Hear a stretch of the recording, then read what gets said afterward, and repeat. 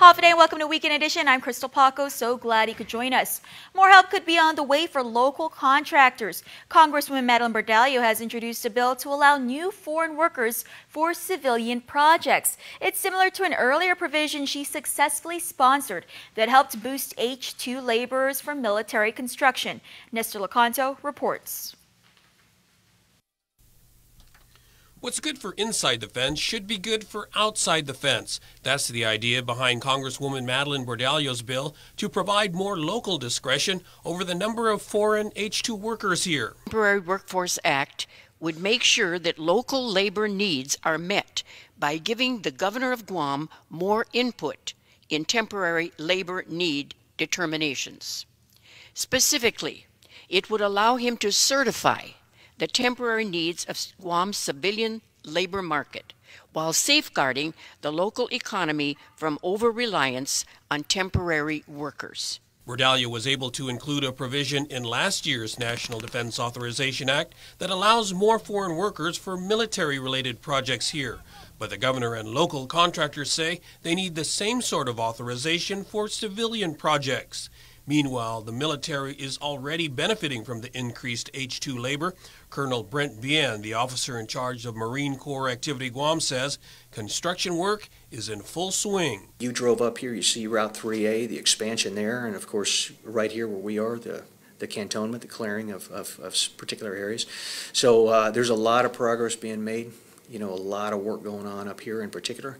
So it's very good to see. The target date for the relocation of Marines from Okinawa to Guam remains 2024. For Guam's News Network, I'm Nestor Lecanto. A little more than 2 weeks away from the start of the public school year, and Guam's Department of Education is tidying up the classrooms. Staff at DOE's Teton headquarters also adjusting to a few changes. Carmen Terlahi has more. The bell is about to ring in a new school year. DOE Superintendent John Fernandez checking off the list to make sure all 41 public schools are prepared. So the progress that we're tracking is the deep cleaning of schools. We're tracking maintenance issues. We're tracking the completion of master schedules and student schedules from last week. And so there are about I believe 17 schools of the 41 that have pretty much on track for a smooth opening. The remainder, I sent individual messages to their principals just to figure out if there are any issues going on. That means 24 schools still have work to finish. Regardless, Fernandez is confident that the school year will start on time. Confidence that extends to a major reshuffling at Teton headquarters. We brought special education over here from Chief Brody Elementary School. We've brought Chamorro Studies out of Agata. We've consolidated out of one of the buildings that were used for Teton High School so we can give that building back to the high school.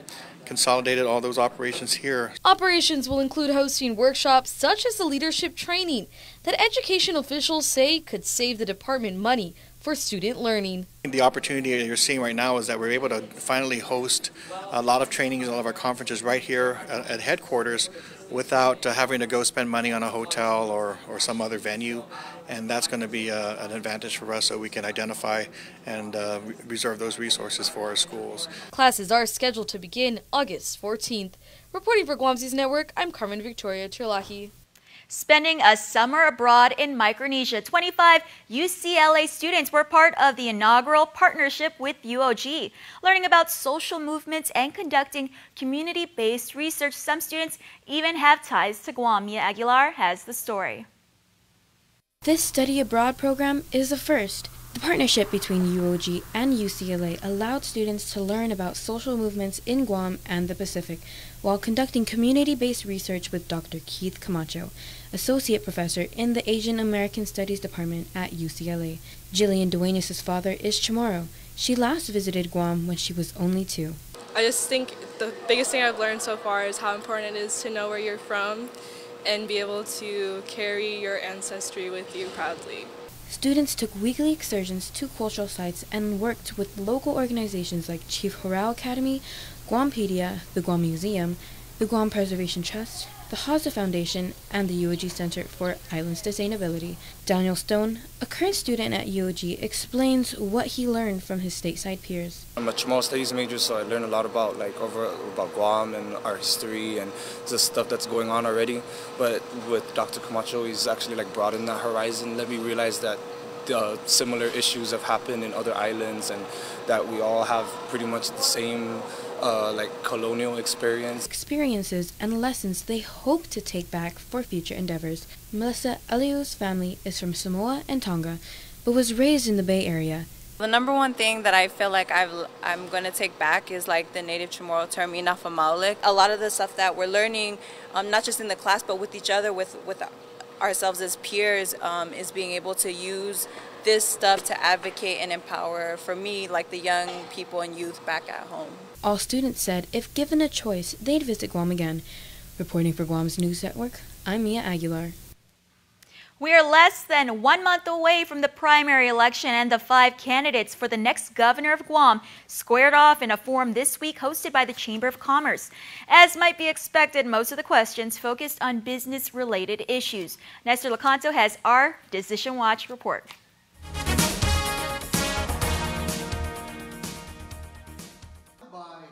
The candidates responded to a range of questions, from explaining what they would do to reduce the size of government, what is their position on converting from a business privilege tax to a sales tax, and what would they do to seek federal reimbursement for the earned income tax credit, an unfunded mandate that's now costing GovGuam more than $60 million a year.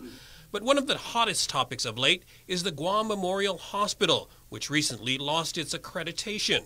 The candidates were asked what they would do to improve the management and services of GMH. One is hiring a healthcare facilities professional so that, in fact, I just alluded to it a little earlier, that they can run this facility. Second is to explore public-private partnerships with GMH. Thirdly is taking a look at some of the processes that are in place. Payment reform, updating and upgrading some of the policies and standards as they deal with financial conflict of interest, that can provide for additional transparency. But concerning the hospital, I will not ask for a receiver. I have asked the governor to declare right now immediately a state of emergency. And what that does, it allows the governor to move resources from everywhere to help with the correction action plan that the hospital has already set forth. They can use UOG. UOG just got accredited. They know about accreditation. So I've authored a law. I've worked with the insurance companies. I know they're not too happy with the formula on how we're going to fund it, but that would now task our government to get to use Medicaid funds. Use Medicaid funds together with local funds and what you already pay for your employees for their health insurance, so that we can expand health insurance access to about 16,000 more of our people. That's how you're going to get people, that's how you're going to really address the needs of GMH. But you got to get outside and go look for the resources over there to make sure that your hospital works well, and take away some of those mandates that they're giving us to do without some concomitant monies to be able to pay for it. So I'm going to do that. I've been there. I'm going to dust that thing off at the Health and Human Services and bring them here, because they don't only bring doctors, they will bring expertise to take a look at what we need to provide for the people of Guam. It's great to have coaches and consultants, that's excellent. But at the end of the day, it comes down to delivery services. And that takes money and personnel and equipment. We've improved the emergency room, the ICU, we want to do the maternity ward and other things. But you got a 45-year-old electrical panel, that's not going to improve itself. That's $3.5 million. You have to pay for something if you're going to get it. Same thing with quality. You want to buy something, you want to pay for something, you got to pay for what you get. Ladies and gentlemen, we need to pay for the hospital, we need to make sure they have the management, and we'll improve it. Thank you. You can catch the full 2-hour-long forum on our website, KUAM.com. For Guam's News Network, I'm Nestor Lecanto.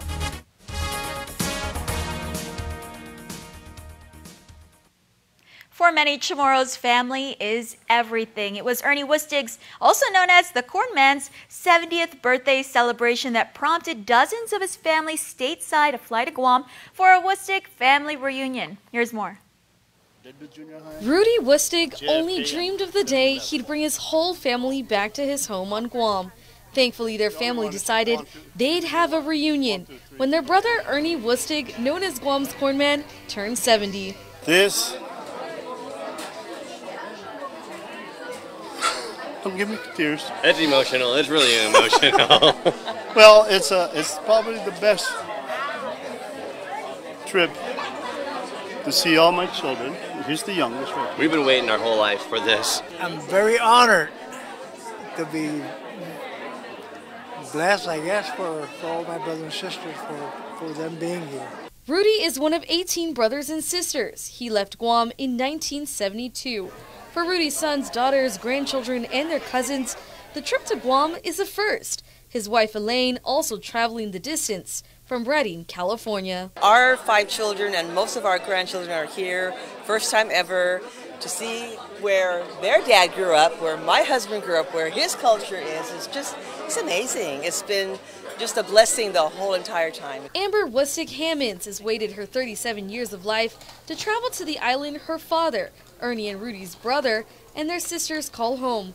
The family went sightseeing, but it was learning about her family she will cherish the most. Just trying to get to see a little bit of everything. Went to the museum because our grandfather's in the museum, so it was nice to get to see that.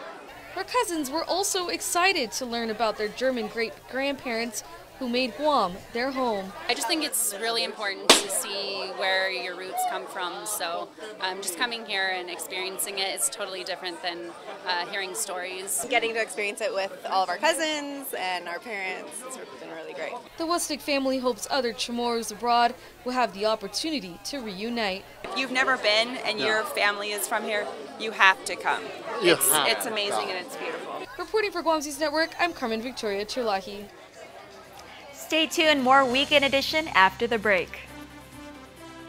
There are more ways to experience KUAM News than any other source on Guam. Download the KUAM News app for your Apple or Android device for 24/7 news, sports, videos, weather, streaming, KUAM radio, and important news alerts. And stay connected at home with Guam's first app for Apple TV.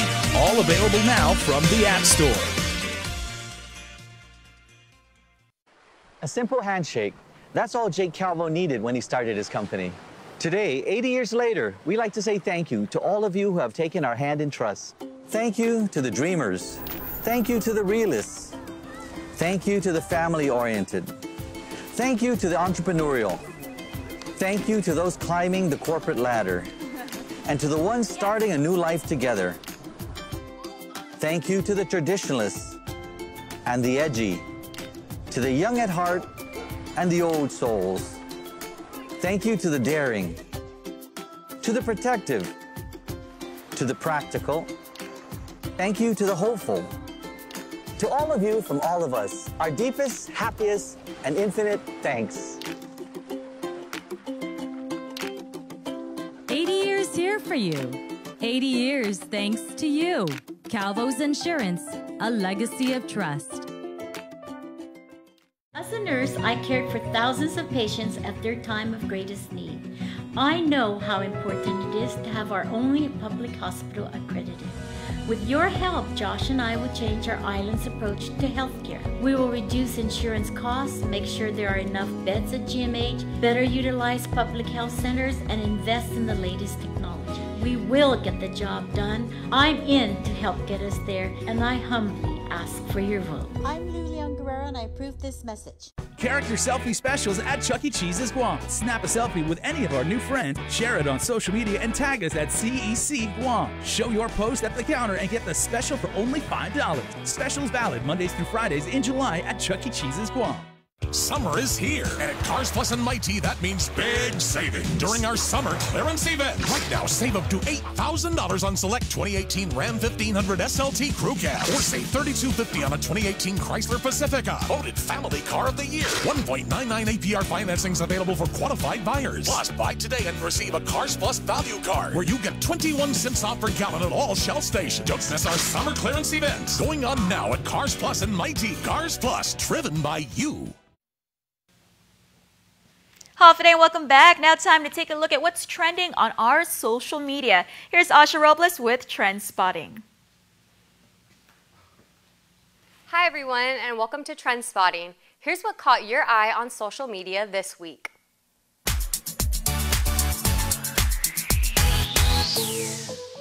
A disturbing video was released to KUAM earlier this week. The images showing a halfway house inmate who was left alone with a woman known to him at the Guam Community College for nearly 3 hours. The inmate is clearly seen engaging in sexual acts and in some parts allegedly assaulting that woman. In another clip, the inmate exposes himself. DepCorps Director Tony Lamarena confirms the inmate as Alex Castro. Now, the Public Safety Oversight Chair wants answers from prison leaders. The issue? Did the Department of Corrections Disciplinary Hearing Board properly investigate this incident caught on camera? The board has since sanctioned Castro for the incident, and he has since been suspended from the educational program. Many questioning whether or not prison leadership did enough to rectify the problem. Here's how some of our viewers reacted.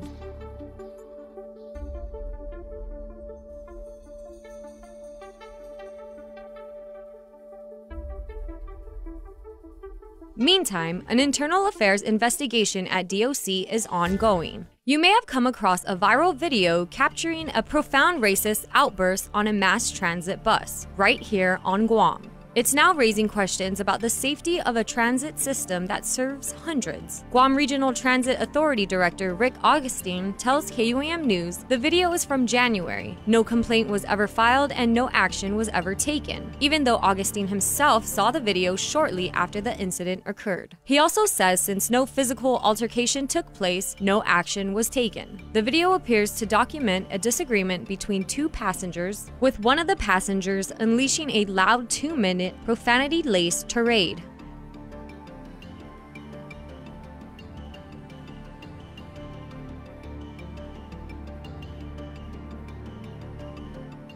"39-year-old Alan Rengubai is charged with kidnapping, felonious restraint, family violence, strangulation, and terrorizing after a woman was able to get help and flee from his kidnapping attempt. Court documents state that the woman was at Harmon Bar late Friday night when she was taken against her will by Rengubai. He's accused of going into the bar and punching the victim's boyfriend before he forced her into his car as she screamed for help. The victim was able to convince Rengubai to go back to the bar so she could get her car. Once in the driver's seat, she began shouting and honking the car horn. That's when Rengubai allegedly put his hand over her mouth to keep her from shouting for help. When she resumed to driving, she intentionally ran 2 red lights, hoping to get pulled over. Once a police cruiser pulled up, she jumped out of the car and yelled for help. The incident had many of our viewers commenting.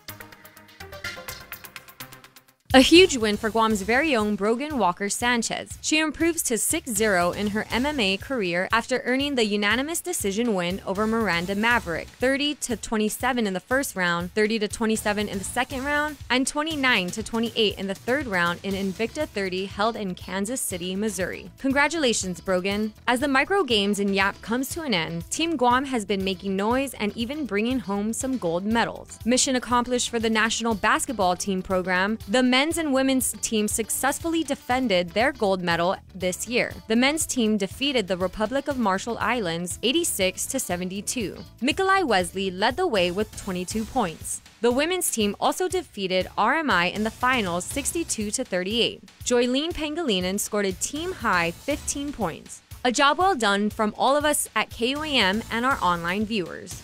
Janina Chris is back on island after competing in YAP for Guam in track and field and brought home 4 gold medals. Janina took gold in the 10K, 5K, 800-meter, and 1500-meter events. She says her motivation stems from her mother, who is battling breast cancer right now. Great job, Janina. KUAM and our online community are keeping your mother in our prayers.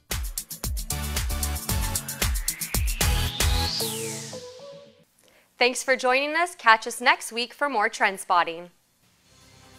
Thanks, Asha. More when Weekend Edition returns. Summer is here, and at Cars Plus and Mighty, that means big savings during our summer clearance event. Right now, save up to $8,000 on select 2018 Ram 1500 SLT Crew Cab, or save $3,250 on a 2018 Chrysler Pacifica. Voted Family Car of the Year. 1.99 APR financing is available for qualified buyers. Plus, buy today and receive a Cars Plus value card, where you get 21 cents off per gallon at all Shell stations. Don't miss our summer clearance event going on now at Cars Plus and Mighty. Cars Plus, driven by you. We're celebrating our 135th anniversary today, both in the outlying regions on which we hub and also here in Guam itself. It means so much to our team here in Guam. It means a lot to us in the Matson management team, because what it says is we're here to stay. It's a real physical manifestation of our commitment to this region. It's so important that we hire locally, we develop talent locally, we train locally. What's been a wonderful addition to our approach there is that many of the people who started off in Guam have gone off into significant leadership roles elsewhere in the company. This is our headquarters here in Guam in Micronesia. And when we talk about putting down our roots, it's not just doing business, it's about everything we do with our friends, our customers, and our employees. I believe that nobody can replicate what we do, and that's why we have such a great team and such a great service and why we're successful. This is our home, this is our life, and we're happy to make a difference in everyone else's life.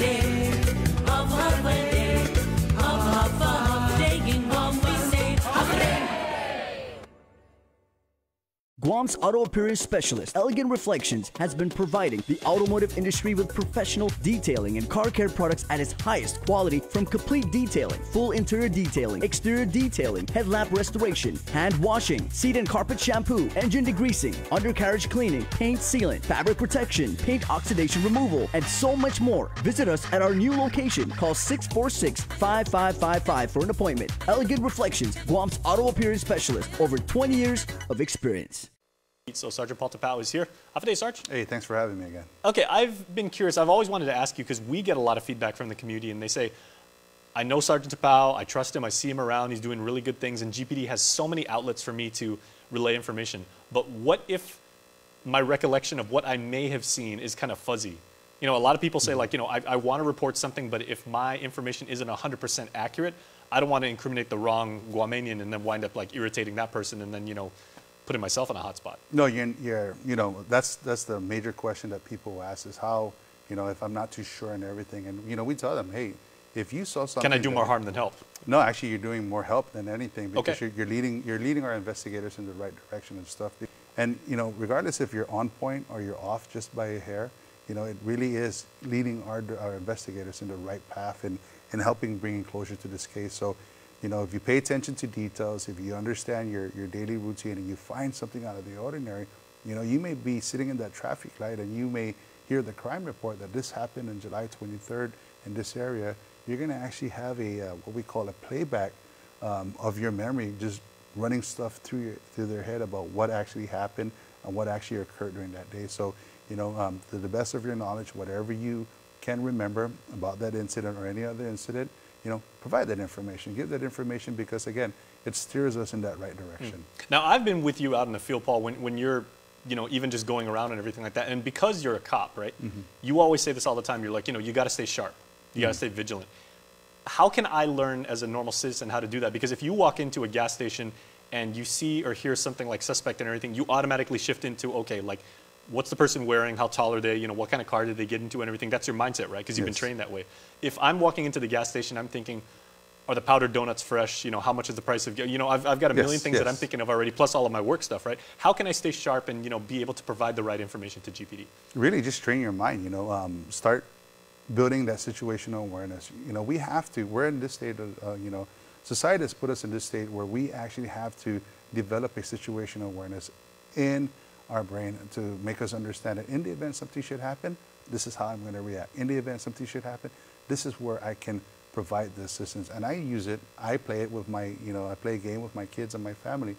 We look at a car, we look at a common car on the road, and we say, okay, let's break away from looking at the license plate because we can easily get that. Let's pay attention to details. What do you see that's significant that may not be within the car? How else would you describe it? Yeah, absolutely. And you know, my daughter will come, oh, it's tinted, there's a dent, there's a sticker. What kind of sticker? You know, and it's like, oh, okay. So rather than them just looking at the license plate, because the majority of the time, 99% of the time when the criminals commit a crime, and I'm going to put this out there, there's usually a fraudulent plate in play with the commission of the crime. So pay attention to the detail. Look for significant, you know, significant markings in the car, something that stands out. A spoiler, a sunroof, the tires, how did it look, you know, what type of tires, you know. It's just paying attention to that, putting yourself in that situational awareness where you can react in the event something should happen, and where you can also respond in the event an event did happen. Okay, so say we're just two citizens, right? But if I call you up and say, hey, Sarge, I think I saw something weird. It may have been a coupe or it may have been a sedan. I think it was purple. You know, the lighting was kind of weird and everything like that. That's a little bit of information, but my friend Marcus over here may have been with me because we're out in the field, but he says, okay, I definitely know for sure it was a Toyota and it was a Tercel, and like and you can take all of that information and build a profile around that. Right? Absolutely. Okay. And, you know, the more many hands make light work. Yes, absolutely. The more information we get, the better it is to filter that information to pinpoint to where we need to go and what we need to get.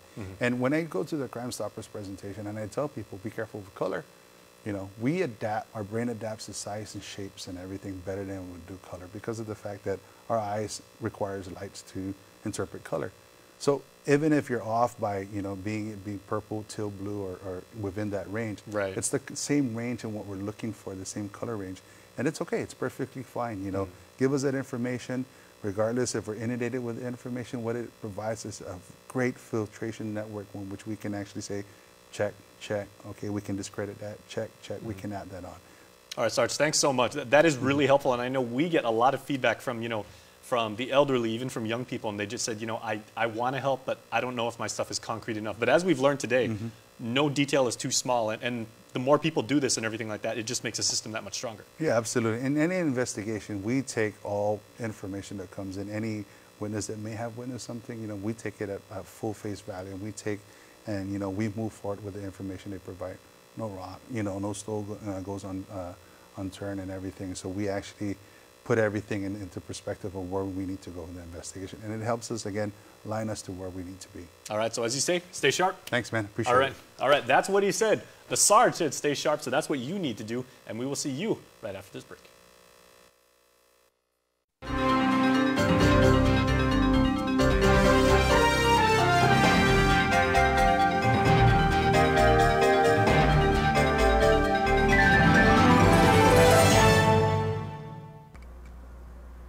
If you get nervous about having dental treatment, you're not alone. An estimated 35 million adults experience anxiety or nervousness at the simple thought of visiting the dentist. As your dentist, I strive to make your visit as painless or pain-free as possible. And I frequently tell my patients that in the 21st century, if we can give you medicines to put your tooth to sleep or medicines to take an infection or toothache away, we can surely give you something to help relax you and take all fear away. No one ought to sit in a dental chair thinking of bad childhood memories or fearing injections. If you're a dental coward, but you really do want your teeth fixed, don't wait until the pain is killing you. Come in, tell us your fears, and set up an appointment. We have convinced many that dental treatment doesn't need to be scary anymore. For your helpful dental minute, I'm Dr. Kenny Bourgeois of Paradise Smiles. You shall never know all the good a simple smile can do.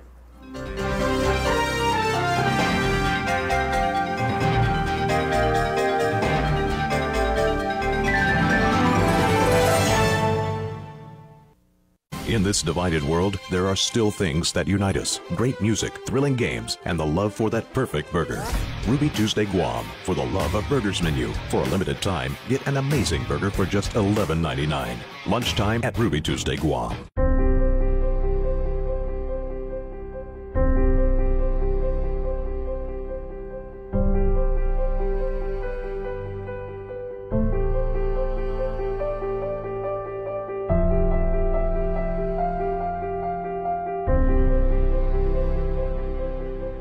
When you purchase a vehicle from our dealerships, we give back to the American Cancer Society and Guam Cancer Care. With your help, together, we've raised over $400,000, giving local cancer patients a gift of more anniversaries, more birthdays, more years, more days.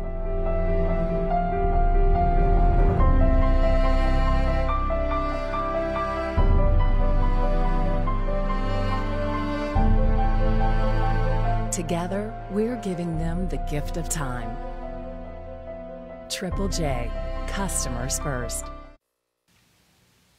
And before we close out the news tonight, here's our latest round of birthday shout-outs from the Cold Stone Creamery Birthday Club. Happy birthday to you, Ignacio Butch King. Happy birthday, Dad. May your day be all that you deserve and more. Hope all your wishes and dreams come true. We love you from the family. Also, happy birthday to Dre Leonidas Perez. Happy second birthday, Dre. Love the familia. Happy birthday, Lisa Ann Mesa. Birthday wishes from your family who love you so much. And happy birthday to Victoria Guerrero. Love your family. Remember, you can be a part of the Cold Stone Creamery Birthday Club by registering online at KUAM.com. Please make sure to include your photo, your name, and birth date. That's all the time we have from all of us here at Guam's News Network. Thanks for watching and have a safe weekend. Closed captioning is brought to you by IT&E.